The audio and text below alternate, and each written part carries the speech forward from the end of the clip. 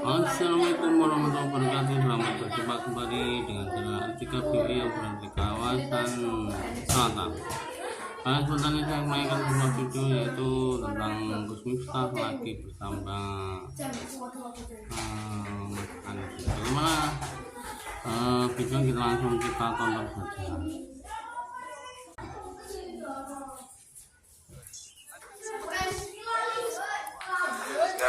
Tadi Anda, saya nggak tahu bercanda atau tidak, pernah jadi marbot, ya, pernah jadi tukang kebun. Tapi yang saya dengar kan jadi tukang becak juga, ya, gagal dalam usaha, bangkrut, ya. Dan nanti saya akan tanyakan sejarah bagaimana sampai ke muka atau mertua Anda pernah malu punya menantu seperti Anda. Iya, sebenarnya nggak heran ya. Iya. Tapi kita masuk dulu ke tukang beca, itu benar itu? Iya. Jadi saya dulu berangkat ke Jogja tidak mendapatkan transferan dan wesel dari bapak ibu saya. Saya cuma bilang, Pak Bu, saya berangkat ke Jogja, saya kuliah. Lu biayanya dari mana? Cukup ibu kirim saya doa setelah sholat. Fatihah saja sudah bagus sholat. Tapi kan Bu ya cukup Fatihah, jangan pakai Yasin, saya bilang. 12 ntar kan. Lah karena di Jogja saya nggak punya tempat tinggal, saya di masjid. Ya. Disinilah saya belajar memahami. Lah karena di Jogja saya nggak punya tempat tinggal, saya di masjid. Ya. Disinilah saya belajar memahami kebinekaan, kejemukan, dan pluralisme. Saya orang NU tinggal di masjidnya orang Muhammadiyah sebagai James Bond. Masalah nggak Gus tinggal di masjid orang Muhammadiyah? Nggak ada. 4 tahun setengah. Lah untuk mencukupi kebutuhan saya pernah menjadi pedagang asongan. Aksesoris kayak gantungan kunci, peniti di alun-alun utara Malioboro. Itu selama beberapa saat.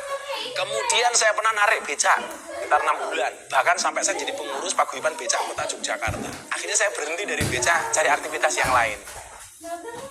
Oke, jadi Anda pernah jadi tukang beca itu benar? Benar, fakta. Maka kenapa di pondok ada becak?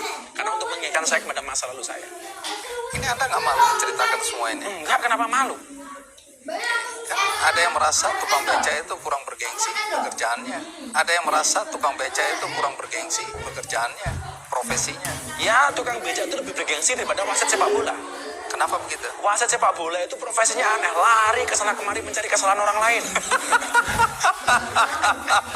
Saya baru paham hari ini. Dan yang paling celaka, wasit tinju. Kenapa? Ada orang berpelukan dipisah, ada orang pukul-pukulan dibiarin, kan kurang ngajar banget gitu. Ya, semakin paham saya bahwa ada profesi-profesi yang sebenarnya harus dipertanyakan. Apakah dia akan masuk surga atau tidak? Ya, Dan saya nggak malu sama sekali. mudah-mudahan nggak ada wasit berhenti gara-gara mendengarkan percakapan kita ini ya. Oke, menarik sekali Gus. Nah, tukang beca. Sekarang yang jadi pertanyaan kan Anda punya pondok pesantren. Ya. Namanya apa tadi? Ora aji, Artinya apa itu? not value, Nggak ada nilai. nggak ada nilai. Karena bagi saya manusia itu kan hina di hadapan Allah, rendah. Sekarang yang jadi pertanyaan kan Anda punya pondok pesantren. Ya. Namanya apa tadi? Ora aji, Artinya apa itu? not value, Nggak ada nilai. nggak ada nilai. Karena bagi saya manusia itu kan hina di hadapan Allah, rendah. Makanya saya mencoba memposisikan saya seperti itu. Maka ketika ada orang membuli saya macam-macam, sama sekali nggak kepikiran. Ya katakanlah kita not value. Sudah, saya santai. Saya sering mengatakan orang baik itu egois. Karena selalu memandang orang maksiat dengan kacamata kebencian. Sementara ahli maksiat itu justru memandang orang baik dengan kacamata kasih sayang. Suatu saat saya duduk di kafe mau pengajian sama mbak-mbak LC, Ladies Cup. Ya. Teman-teman pemandu karaoke lah itu. Ya. Begitu kita duduk bang, itu ada rombongan pengajian lewat. Yang keluar dari mulut mbak-mbak itu saya kaget. Apa itu? Saya ngiri dengan mereka loh Gus. Malam-malam gini kita mabuk pegang botol, mereka datang ke tempat pengajian. Bahkan ada yang berebes Mas Mili. Waduh. Malam-malam gini kita mabuk pegang botol, mereka datang ke tempat pengajian. Bahkan ada yang berebes Mas Mili. Waduh. Sementara satu saat saya menemani beberapa teman yang dalam tanda kutip baik lah, sok suci lah. Begitu lewat depan kafe melihat mbak-mbak yang menggunakan pakaian seksi. Walaupun menurut saya tidak seksi sih, salah kostum saja lah. Mereka mengatakan apa? Dasar ahli maksiat malam-malam begini malah penuh dengan kemaksiatan. Oke, coba perspektif ya, sudut pandang. Sudut pandang yang ahli maksiat memandang orang baik dengan penuh rasa cinta. Yang dianggap baik memandang orang ahli maksiat dengan penuh kebencian. Jadi Anda sekarang menempatkan diri pada sudut pandang seperti ini tadi ya? Iya, Bagaimana maka saya mengatakan kepada mereka, bekas preman, Ya. narkoba. Maka saya sampaikan kepada mereka, pada akhirnya surga itu akan ditempati oleh ahli maksiat yang mau bertaubat, bukan orang yang sok suci namun pada akhirnya tersesat. Yang ahli maksiat memandang orang baik dengan penuh rasa cinta, yang dianggap baik memandang orang ahli maksiat dengan penuh kebencian. Jadi Anda sekarang menempatkan diri pada sudut pandang seperti ini tadi ya? Iya, maka saya mengatakan kepada mereka, bekas preman, Ya. narkoba. maka saya sampaikan kepada mereka, pada akhirnya surga itu akan ditempati oleh ahli maksiat yang mau bertaubat, bukan orang yang sok suci namun pada akhirnya tersesat. Menarik. Ada Lebih baik ahli maksiat yang khawatir dengan kemaksiatannya daripada orang yang banyak amalan tapi sombong dengan amalan.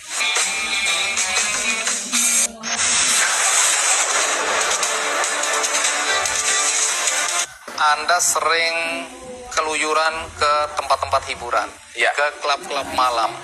Bagaimana mungkin kalau Anda kiai, Anda punya pesantren, kemudian Anda justru lebih sering berada di klub-klub malam, di tempat-tempat yang tidak layak lah. Sebenarnya bukan klub malam sih, Apa? puskesmas, Apa itu? pusat kesenangan mas-mas. Nah ini kan, saya udah mulai nyesel undang Anda. Jujur aja saya mulai nyesel ini. Ya, siapa yang undang Anda sebenarnya ini? Khilaf kayaknya, tim kreatif khilaf. Dalam daftar sebenarnya nggak ada. Nggak ada. Iya. Ya sudahlah, udah ada di depan mata. Jadi betul itu, Anda suka masuk ke klub-klub malam itu? Saya ke klub malam sekitar 15 tahun. Sudah 15 tahun, ke tempat prostitusi sudah 20 tahun. Hah? Saat usia saya masih 19 masuk ke 20 tahun. Sekitar tahun 2000. Oke. Saya pertama kali masuk ke sana. Ngapain Anda di sana? Survei. Wah, bahaya guys. Ternyata Gus Miftah ini itu adalah seorang wali guys. Nah lo, hati-hati buat yang sering membuli beliau guys. Aku mau minta maaf pada Gus Miftah karena telah sebutan berprasangka. Ternyata Gus Miftah itu seorang wali. Gus Miftah sekelas wali, hanya orang yang ilmunya tinggi yang bisa memahaminya. Masya Allah, ini komentar bagus ini. Saya setuju ya. Pandangan gue terhadap wali ya, banyak banget orang-orang yang mengagungkan dan bahkan ada yang menguangkannya karena beliau itu dianggap sebagai wali oleh banyak orang, dan ada orang-orang tertentu yang menguangkannya. Nah ini menjadi penguat dari tulisan gue ya. Soalnya kadang orang tuh ya, kalau kita orang biasa ini bicara tentang mungkin pendapatnya sendiri ya itu gue sering dibilang nih ya, mending diam aja bang, tuh bukan ranah lo. Nah gue setuju sih, tapi maksud gue membuat konten-konten seperti ini, mengungkapkan apa yang ada di pikiran gue daripada gue pusing sendiri ya, karena terlalu banyak yang kocak di sosial media. Mending gue ungkapkan, mending gue utarakan lewat sebuah konten. Karena kebetulan negara kita ini negara demokrasi ya, hak kita untuk berbicara tentang hal-hal yang terjadi di Indonesia ini itu ada. Jadi dasar gue adalah itu.